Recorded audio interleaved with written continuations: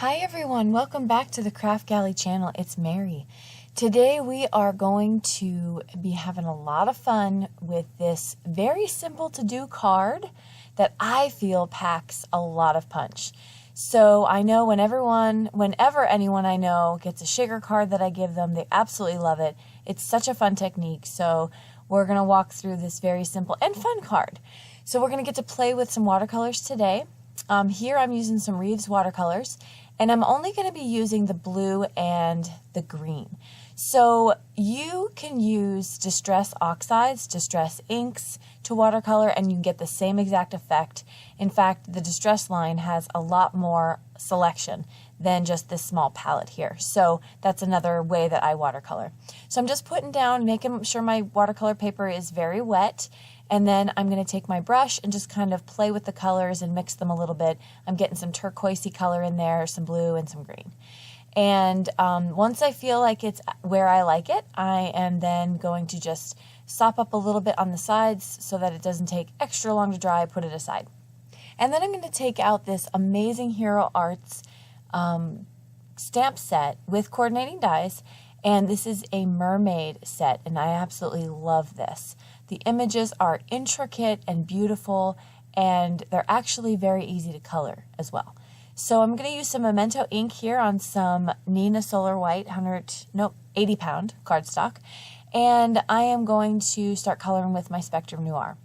So this DR7 is the absolute darkest red that I have, and that is solely just to put a little bit of shading in some areas. So then I'm going to take the DR4 and I'm going to then add kind of my mid-tones to the hair, and then the DR1 to finish it off. So I love doing the mermaids in all different hair colors and skin colors. This one today is going to be a little bit more remnant of, the Ariel type mermaid, just because I really wanted to use those reds again. When I asked my daughter what color I should do her fin and her little shell bra, and I said, what about like teal or turquoise? And she goes, that's predictable. So I said, okay, fair enough. Let's go with some purple. So she chose purple, and that's what we're going with here. So I get those colored in. I used 2 to 3 shades for that, and I really like the way that came out actually too. And then I'm going to take my Copic markers, because I have the skin tone Copic markers, and I am going to color in all of her skin, this flesh color. Then I'm going to take my Nuvo sparkle pen, and I really like this sparkle pen. Look at that sparkle. I think I'm going to get around about the same effect with the Spectrum Noir one too, but I really do like how that came out. So I'm going to finish up by drying off my watercolor piece because I was getting impatient and I wanted to continue with my card. And so I get that nice and dry, and then I'm going to put this awesome Hero Arts stencil over it, which is kind of like underwater or waves. It's really cool actually. And then I'm going to bring in my blending tools for I think this is just Twisted Citron and Peacock Feathers. I could totally be making that up right now. Why didn't I put those in the screen? So blue and green to match the backside. Sorry. So there we go. And then that's going to be the effect I got on top. And I just mixed the colors back and forth.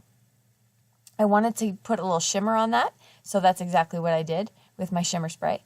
And then I realized here that this frame was way too thin. It was not what I was going for. So I put that off to the side. I'll use it for something else. And I did it again, and I got this much thicker frame.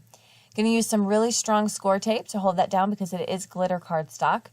And I am going to place some acetate on top. This is embossable acetate because I want to emboss one of the sentiments. Cover this bad boy with powder because the static on acetate is just awful. The struggle is completely real when I'm trying to do this. So you see here I still have a lot of that powder on there. When I take it off screen and I flick it real hard over the garbage can, most of it comes right off. So it actually was kind of faking me out, if you will, because once I did a good flick, gone it went. And so then when you're heating acetate, even if it's embossable, you just want to hit it real quick and move it. You don't want to stay in one place too long. So once that's done, I'm going to take my microfiber cloth and just wipe that up so I can get all that powder off. And there I have a cute little sentiment, sending wishes and starfish kisses, I believe. And it looks like she's holding her hand in a little kissing motion. I'm going to double up my foam tape here, and I'm going to place that down. This foam tape is really super sticky, very good for this kind of card, because you don't want any sequins or anything popping out, so you want to make sure you're backing it right up against one another. All right, so I get my foam tape down, and that was easy, right? Because it is a rectangle, so you just, very, very simple to lay down foam tape. And then I'm going to use my Nuvo glue and glue my mermaid down straight onto the paper. And I'm going to fill this up with all kinds of beautiful sequins. Kraftgali has such gorgeous sequins mixes. And so I'm going to make sure that that's all in there. And then peeling off my backing, laying down my frame right on top of the card. And that is pretty much finishing up the card. I put this on a 110-pound card base just to give it some extra sturdiness, and it's shaking all around. Thank you so much for crafting with me today. Don't forget, I will list everything I used below the description in the video, and the links for the Kraftgali shop will be there as well. Click on those, head over to the shop, take a look at all the amazing stuff that she has in, and have a blast. Until next time, we hope you have a great day. Bye-bye.